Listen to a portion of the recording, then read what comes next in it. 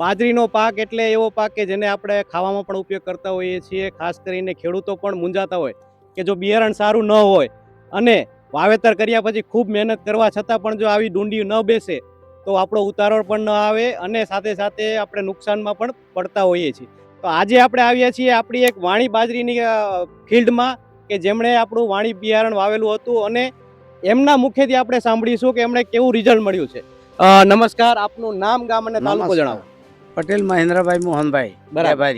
તમે આ બાજરી આપણી જે વાણી બાજરી છે એ તમે ક્યાંથી લાવ્યા હતા અને કેટલા પેકેટ આપણે વાવ્યા? મેં 2 પેકેટ રહ્યા, લગભગ 2.5 વીઘો જમીન છે મારી. તમે કયા એગ્રોમાંથી લાવ્યા હતા? આપણા હસમુખભાઈ ઉમિયા એગ્રોમાંથી. બરાબર. તમે આ વાવેતર કર્યાને કેટલા દિવસ થયા હશે? લગભગ 70 દિવસ થયા. 70 દિવસ થયા. 70 દિવસ આ પહેલા પણ વર્ષો પહેલા પણ તમે આ પેલા આગલા વર્ષોમાં પણ તમે બાજરી કરતા હશો. તો એ બાજરીમાં ને આ બાજરીમાં તમને શું તફાવત જોવા મળ્યો? ઘણો તફાવત જોવા મળ્યો. 70 દને પાકી કોઈ ખર્ચ કર્યું નથી. બરાબર. ખાલી ઓરી દીધેલી મેં એક ગુણ એરિયા નાખ્યું સામે. બીજું કોઈ ખાતરનો ઉપયોગ નહીં, ડીએપી પાયામાં કે એવું કાંઈ કશું જ નથી નાખ્યું. સિંગલ એમનામ ખાલી એક થેલી યુરિયા. તો આખા 2 પેકેટમાં એક થેલી યુરિયામાં તમે બાજરી પાકી ગઈ તમારી. બરાબર. અત્યારે તમને આમ શું દેખાય છે? દાણા બેસવામાં જે ડુંડીની સાઈઝ છે અથવા તો એમાં દાણા ભરાવદાર છે તો એ કેવી રીતના કેવું દેખાય તમને? બહુ સારું રિઝલ્ટ લાગ્યું મને. સરસ. આપણી સાથે આપણા ડીલર પણ ભાઈ છે તો એમને પણ આપણે એમની વિશે પણ જાણીશું કે એમને આ બાજરી લગભગ 101 પેકેટ વેચેલા છે. તો તમે બાજરીનો અનુભવ વિશે શું કહેવા માંગો છો? બીજી કંપની કરતાં આ બાજરીનું રિઝલ્ટ સારું છે. ખેડૂતોના રિવ્યૂ પણ સારા એવા હતા.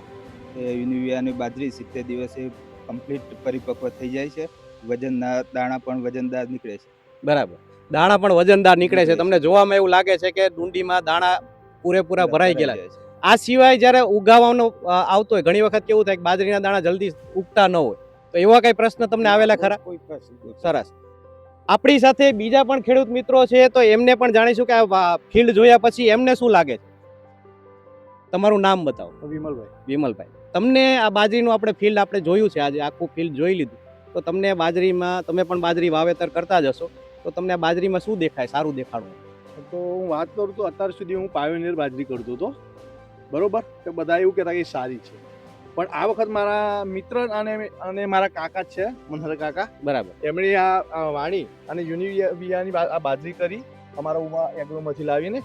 તો અમે રોજ જોવા હું આવતો હતો અને મેં જોઈ તો પાયોનિયર કરતાં પણ આ બાજરી મને સારી લાગી. અને આનું રૂડું પણ મોટું છે અને લાંબી છે અને બાજરી પડતી પણ નથી. એટલે આ બાજરી મને સારી લાગી. તો હવે પછી આવતી વખત અમે બાજરી આ જ બાજરી કરીશું. એવું અમને લાગ્યું છે કે સારી છે આ, અને પોસાય એવું છે. આ બિયારણનો ભાવ પણ જરા પેલી બાજરી કરતાં પણ ભાવ પણ જરા ઓછો છે. એટલે અમારે 5-6 વીઘામાં જો બાજરી કરવી હોય તો આ બાજરી પોસાય. ઠીક. આપણે જે વાત થઈ, ખેડૂતભાઈ કીધું તેમ ભાવની દ્રષ્ટિએ પણ જોવા જઈએ તો બીજી જે બ્રાન્ડ કંપનીઓ છે એના કરતાં ભાવ પણ સારા છે અને એની સાથે ક્વોલિટી પણ એની કરતાં સારી થઈ છે. તો ખેડૂત મિત્રનું પણ એવું કહેવું છે કે આવતા હવેના વર્ષોમાં એ આ બાજરીનું વાવેતર કરશે અને ખૂબ જ સારા રિઝલ્ટ મેળવશે. આવી જ આપણી યુટ્યુબ ચેનલ યુનિવિયાને લાઈક કરો, સબસ્ક્રાઈબ કરો અને તમારી આજુબાજુ જો કોઈ બાજરીનું વાવેતર કરતા હોય તો યુનિવાણી બાજરીનો વિડીયો અવશ્ય દેખાડો. ધન્યવાદ.